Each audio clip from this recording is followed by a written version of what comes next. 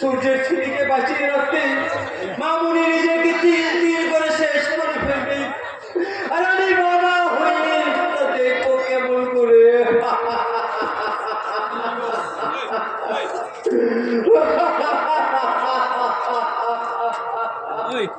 না না, এবার ভেঙে পড়ে চলবে না।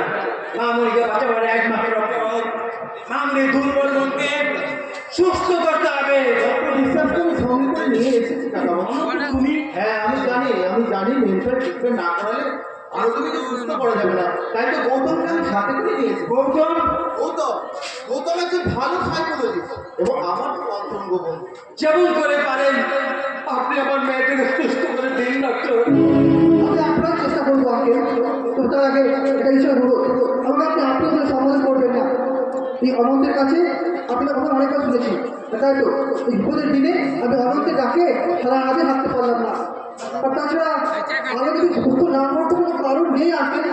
মামুনির এই অবস্থা দেখে কিছুতেই আমি নিজেকে স্থির রাখতে পারছি না ডাক্তার।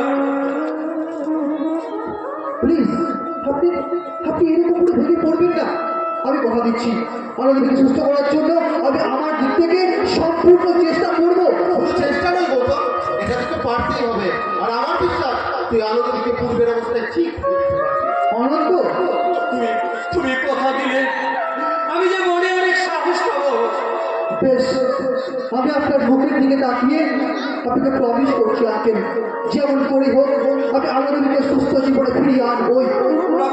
তবে তার আগে একটা বিশেষ রিকোয়েস্ট, ইন্টারনাল ট্রিটমেন্টের সঙ্গে সঙ্গে আনন্দীর প্রয়োজন মেন্টালি ট্রিটমেন্টের, যেটা এখানে এই বাড়িতে বসে কোনোভাবেই সম্ভব নয়। কারণ এখানে ছড়িয়ে আছে সূর্যকান্ত বাবু আর আনন্দীর অসংখ্য প্রেমের সুন্দর মুহূর্তের স্মৃতি, যা আনন্দীর মনে বারবার আঘাত সৃষ্টি করছে। তাই আমি চাই আনন্দীকে আমার সাথে আমার পাহাড়িয়া বস্তির বাংলোয় নিয়ে যেতে। আলো দায়িত্ব আপনার সম্পূর্ণ গৌতমের আলো গৌতমের কাছে খুব ভালোই থাকবে। আর সেই সঙ্গে আমার অনুমান যদি ঠিক হয় তাহলে সূর্যকান্ত চৌধুরীর কোনো না কোনো খোঁজ আমি ঠিক খুঁজে দেব।